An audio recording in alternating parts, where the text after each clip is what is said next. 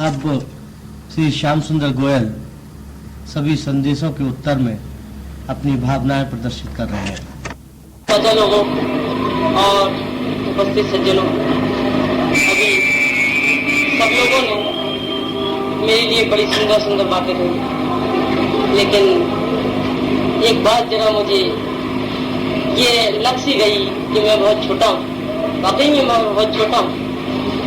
वैसे तो अपने बारे में कहना बड़ा दुर्लभ है, क्योंकि अगर हम अपनी बड़ाई करते हैं तो वो दूसरों को सुनना नागवार मालूम होता है, और अगर हम अपनी बुराई करते हैं तो खुद को सुनना बुरा मालूम पड़ता है। इस प्रकार मैं कहता हूँ कि हालांकि मैं बहुत छोटा हूँ, लेकिन मैं दिल से बहुत बड़ा हूँ। और जब आप सब लोगों की बातें मैं सुनता हूँ तो मेरा दिल इतना भर जाता है कि शायद मैं उसको वर्णन न कर सकूं। अभी मेरे पिताजी ने, मेरे बाबा जी ने 2-3 बातें मुझे कही कि जो मैं ब्लैक में जाकर के और गीता के उपदेश दिए, जिनको कि मैं स्प्रेड करूं। गीता का मुझे थोड़ा अध्ययन करने का समय या अवसर प्राप्त हुआ। मैंने गीता में पढ़ा था कि सर्वप्रथम उसका श्लोक है कि धर्म क्षेत्रे कुरुक्षेत्रे समवेता युयुत्सवा मामका पांडवस्य किम कुर्वता संजय। सबसे पहला इसका अर्थ है, शब्द है धर्म, और गीता का सबसे आखिरी का श्लोक जो है उसका शब्द है मम। तो मम धर्म, गीता का अर्थ है कि मेरा धर्म। तो मुझे विलायत में हमेशा ये ध्यान रखना है कि मैं अपने धर्म को ना भूलूं। दूसरा मेरा कर्तव्य है।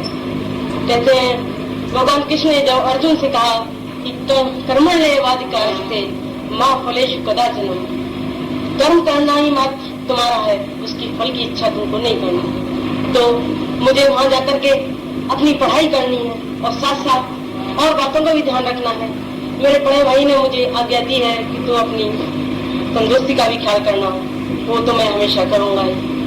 दूसरे और सज्जन थे और जो मेरे वेल विशर थे, उन्होंने मुझसे कहा बेटे हमेशा अपने कंट्री को बढ़ाने की कोशिश करना, अपने कंट्री का नाम ऊंचा करना। जैसे कि एक आदमी अपनी कोठी में रहता हो, उसके आगे बड़ा सुंदर बगीचा लगाता हो, तो सुंदर बगीचे से उसकी बुद्धि बड़ी सब्र हो जाती है, बड़ी से शांति मिलती है।